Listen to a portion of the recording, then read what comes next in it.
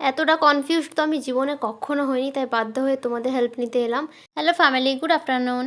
তো এসেছে আমার একটা পার্সেল। আমি এত পরিমাণে কনফিউজড যে বাধ্য হয়ে আমি তোমাদের কাছে দেখাবো বলে নিয়ে এলাম। জামাটা একটু আগেই আমি পরেছিলাম, তার জন্য এরম অবস্থা। এই একটা ড্রেস অর্ডার দিয়েছিলাম, আমার হাতে একদমই সময় নেই, তাই এখন মেঘ ধরে গেছে, তাও আমি ভিডিওটা করে আপলোড করছি, কেননা তোমরা এটা জানালে আমি তবেই নেব। প্রত্যেক বছর আমার সাথে এটাই হয়, আমি পুজোর 1 মাস আগে থেকে কেনাকাটা শুরু করি, তবুও আমার সময় মতো কিচ্ছু ঠিকঠাক রেডি হয় না, এইবারও তাই। এই যাচ্ছে জামাটা, আমি এখনই তোমাদেরকে ব্যাক ক্যামেরায় পরে ভালোভাবে দেখিয়ে দিচ্ছি।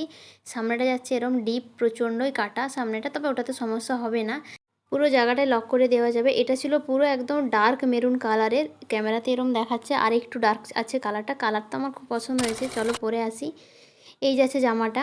তোমরা আমাকে প্লিজ প্লিজ জানিও যে কেমন লাগছে। আমি বুঝতেই পারছি না যে রাখবো না রাখবো না, মানে আমি ঠিকঠাক আমি নিজেও কমফোর্টেবল না, বুঝতেই পারছি না আর কি যে কেমন লাগছে।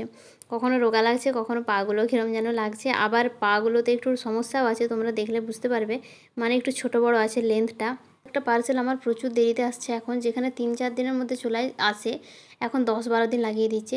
আর এটা যদি আমি রিটার্ন দিই, আমার হাতে আর সময়ও নেই যে আমি আরেকটা অর্ডার করব, জানি না কি হবে। এই যে দেখো, তোমরা পাটা ভালো করে বুঝতে পারবে, একটা ছোট বড় দিয়ে দিয়েছে। যদিও আমি ভেবেছি নিলে হয়তো ফিটিং করে এক সাইজে করে নেবো পাটা টেলারে গিয়ে, কিন্তু ড্রেসটাই আমায় কেমন লাগছে আমি তো সেটাই বুঝতে পারছি না। তোমরা প্লিজ যদি কেউ দেখে থাকো ভিডিওটা, আমাকে একটু জানিও, কেননা আমি তোমাদের রিপ্লাইয়ের অপেক্ষায় থাকবো। কিছু জন যদি বলো আমার তাহলেও ভালো লাগবে।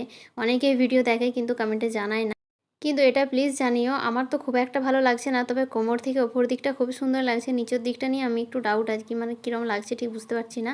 তোমরা আমাকে জানিও, তবেই আমি ড্রেসটা রাখবো। আবারও বলছি, আজকে আমার সাথে এরকম হচ্ছে। আজকে আরও একটা শাড়ি আমি শ্যুট করে নিয়েছি, ভিডিওটা তোমাদেরকে দেখাবো, ওটারও সেম অবস্থা, বুঝতে পারছি না কি করব, মানে আমার মাথা পুরো খারাপ হয়ে যাচ্ছে। পুজোর দিন চলে এলো, অথচ আমি কিছুই রেডি করতে পারিনি।